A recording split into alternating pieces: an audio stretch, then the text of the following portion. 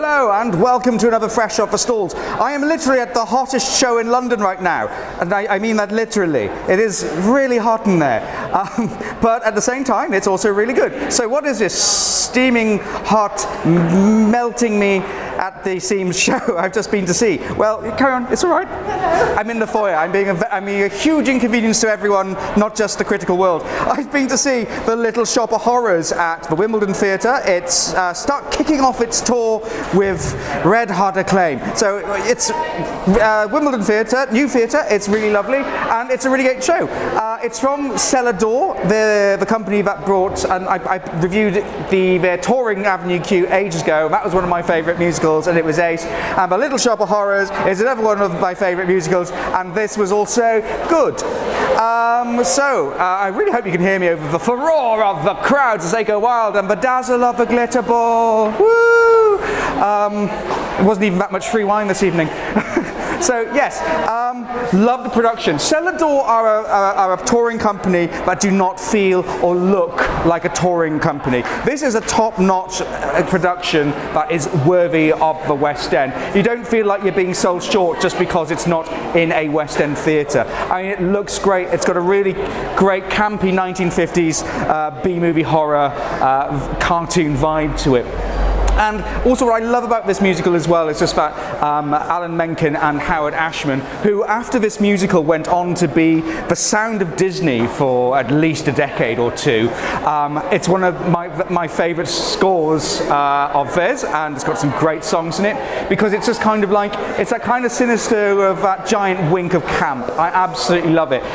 If you might know the film or you might know this musical, but it is generally a brilliant musical and one of my all-time favourites.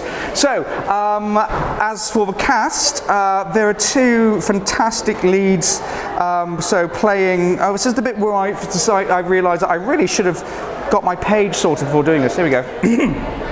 So the leads, we have Sam Lupton as Seymour, who is fantastic.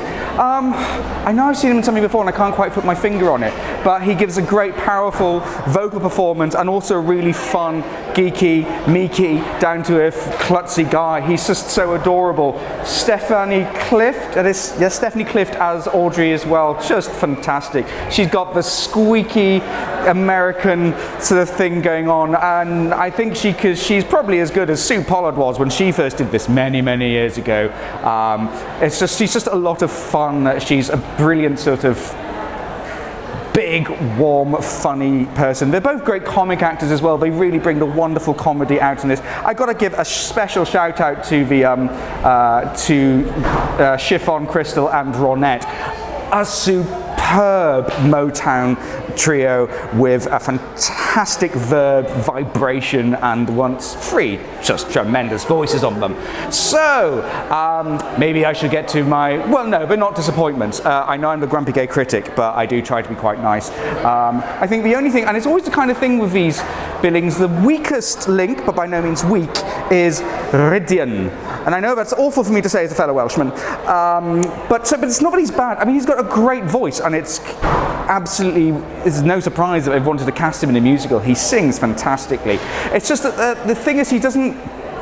Well, he's not as accomplished a trained actor as a lot of the other people, and he kind of sticks out. He has been cast well, though. He doesn't come on and you think, oh God, not him again. It's just that there's a very special something. There's an X factor, you could say. Or was it Britain's Got Talent? I can't remember. I don't care. To comic timing, comic performance, which it just doesn't have in comparison to the rest of the cast. And that is both as the dentist and also the other various characters that come in Act 2. But he's not terrible. You don't sit there and think like, oh really, why did they do this? You can see why they got him involved. And it's just that he doesn't shine as much as the others. And that's really the only thing. The only other thing I could say, it just feels a bit too big. I've always known this as a small sort of boutique musical. I did it at university, it's a lot of fun. And it's great to see it on a big stage, but it's just kind of feels a bit lost at times, and I see a lot of Fringe, so I know a lot about the uses. Well, I like to think I know about a lot of the use of space, and it just feels a little lost. But like maybe in a smaller theatre on tour, maybe someone like the Cardiff New Theatre, I have no idea if it's going there. Sorry if it isn't. Would feel a bit more less vast, but that's a very pernickety and very sort of niche thing. But yes, overall, what would I give The Little Shop of Horrors? Well, I would give it 4 leaves, because it's The Little Shop of Horrors and plants. We don't do stars. 4 out of 5 whatever. 4 out of 5 rosebuds. 4 out of 5 stamens if you want to get saucy. Oh. But yes, it's a great show, and it's a brilliant touring show. So yeah, Cellar Door have done it again. They've made a fantastic piece of theatre that is going to be going around the country, that is of fantastic quality, and have got some really good actors involved, and they've chosen a damn good musical to do it with. But anyway, I'm going to leave because I think they're going to kick me out momentarily, unless you want to take a look at the merchandise first. Look at all the lovely merchandise. There you go. Yeah, so I'm going to go now. I'm going to see you again soon. So yes, Little Shop of Horrors, currently on at the New Wimbledon Theatre. Check out their website, or I'll probably put something somewhere about tour dates. Just go see it if you can. Brilliant musical. Thank you very much, guys. Ta-ra!